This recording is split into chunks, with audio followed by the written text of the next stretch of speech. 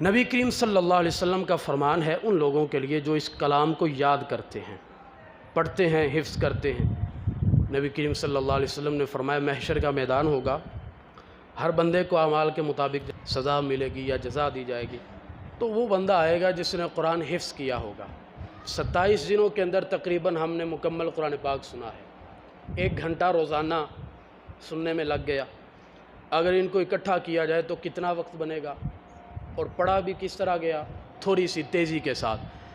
محشر کا میدان ہوگا، اللہ تعالیٰ ایسے بندے کو بلائے گا جس نے قرآن حفظ کیا ہوگا۔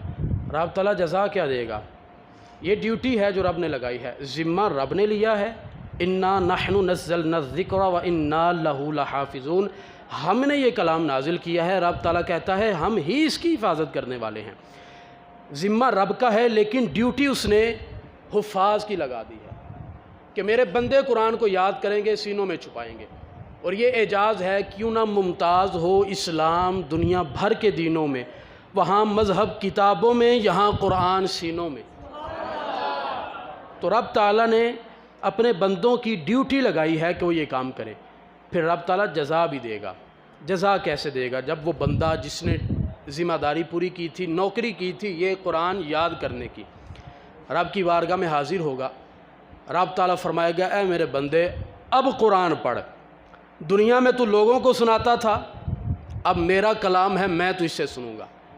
رب تعالیٰ کہے گا اب تلاوت کر، تو فرمایا کہ وہ الحمدللہ رب العالمین سے آغاز کرے گا، پڑھتا جائے گا۔ رب تعالیٰ فرمائے گا ایک ایک آیت پڑھتا جا اور جنت کے درجات چڑھتا جا۔ سارا میدان محشر ہوگا، لوگ دیکھ رہے ہوں گے، وہ پڑھے گا الحمدللہ رب العالمین الرحمن الرحیم مالک یوم الدین ایاک نعبد و ایاک نستعین۔ قرآن پڑھتا جائے گا، درجات بلند ہوتے رہیں گے۔ مکمل قرآن کریم پڑھے گا، جہاں پر والناس کے سین کا وہ آخری حرف پڑھے گا، رب تعالیٰ فرمائے گا جنت کے اندر یہ تیرا مقام ہے، اتنا مقام اسے دیا جائے گا۔ اور نبی کریم علیہ السلام نے فرمایا جب کوئی حافظ قرآن دنیا سے جاتا ہے نا، دنیا سے جاتا ہے، انتقال ہوتا ہے، جس جگہ پر اس کی قبر تیار کی جاتی ہے اسے دفن کیا جاتا ہے، نبی کریم علیہ السلام نے فرمایا کہ اس کی قبر کے دائیں بائیں آگے پیچھے احاطے میں 40 قبروں کا اللہ تعالیٰ عذاب اٹھا لیتا ہے۔ وہ کہتے ہیں کہ یا اللہ ہمارا عذاب کیوں ختم ہو گیا، ہم تو اتنے گناہ گار ہیں، اتنا عرصہ ہو گیا عذاب دیا جا رہا ہے۔ رب تعالیٰ فرماتا ہے تمہارے درمیان آج میرے کلام کا حافظ آ گیا ہے، اس کی برکت سے میں نے 40 قبروں کا آگے پیچھے عذاب ہی اٹھا لیا ہے، اتنا اجر ملے گا۔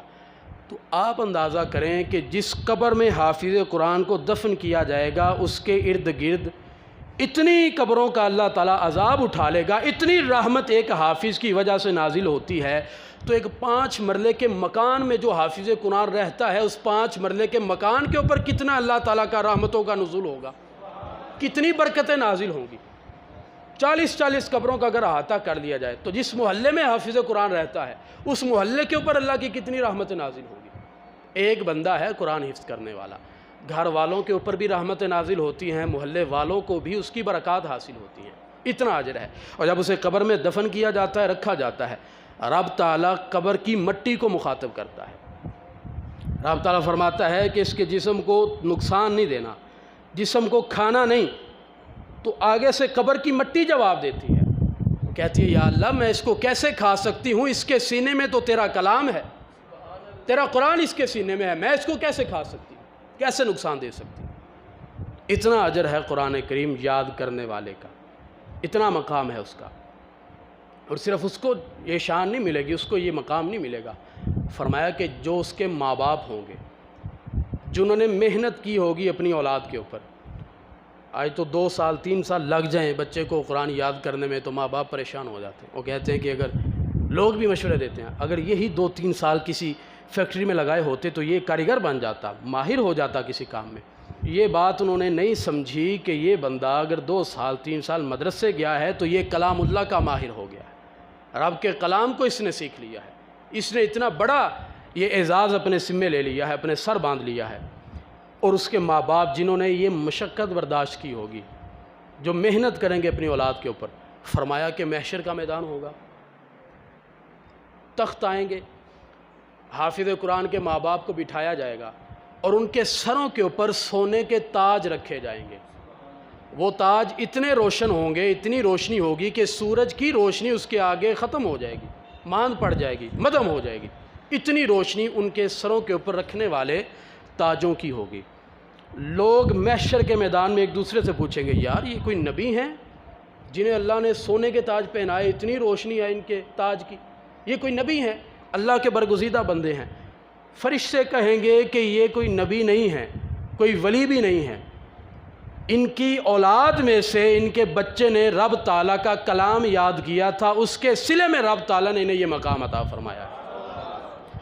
قرآن بچہ پڑھے گا، اجر ماں باپ کو ملے گا، ایک ایک حرف کے بدلے 10 نیکیاں، رمضان میں 70 گنا نیکیاں، تو مکمل قرآن پڑھنے لاکھوں کروڑوں الفاظ آ گئے، ایک ایک حرف کے بدلے اتنی نیکیاں، تو اس کے باپ کو جنت میں کتنا مقام ملے گا؟ یہ سعادت ضرور حاصل کرنی چاہیے۔ اگر آپ کی اولاد ہے، بچے ہیں، ایک ڈاکٹر بن گیا، انجینئر بن گیا، ایک کو آپ نے، ہمارے پیر صاحب فرمایا کرتے ہیں کہ بچپن میں ہی ماں باپ کہہ دیتے ہیں، ماں کہتی ہے میں نے اپنے بچے کو پائلٹ بنانا ہے، میں نے اپنے بیٹے کو پائلٹ بنانا ہے، تو وہ بڑا ہو کے جہاز بن جاتا ہے۔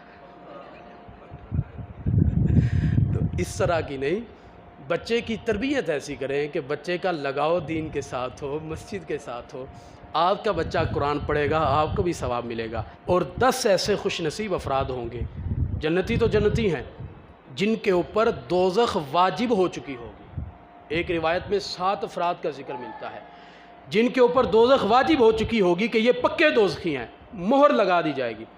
فرمایا کہ حافظ قرآن ایسے 7 افراد کو اپنی شفاعت کے ذریعے جنت میں اپنے ساتھ لے جائے گا۔ دیکھ لیں کتنا اجر ہے، کتنا ثواب ہے۔ تو کوشش کریں، اولاد میں سے نہیں، اپنے رشتہ داروں میں سے کسی کو کہہ دیں، دوستوں میں سے کسی کو کہہ دیں۔ آپ کسی کو اگر مشورہ بھی دے دیتے ہیں نا کہ اپنے بچے کو یار حافظ بنا لو، وہ بچے کو اگر آپ کے کہنے پر حافظ بنا لیتا ہے، جتنا ثواب اس کے قرآن پڑھنے کا باپ کو ملے گا، اتنا ہی ثواب آپ کو بھی ملتا رہے گا۔ تو یہ صدقہ جاریہ ہے۔ دوستوں کو مشورہ دیں، رشتہ داروں میں، دوستوں میں بات کریں کہ یار قرآن پڑھو، اس کا فائدہ ہی فائدہ ہے، نقصان کوئی نہیں ہے۔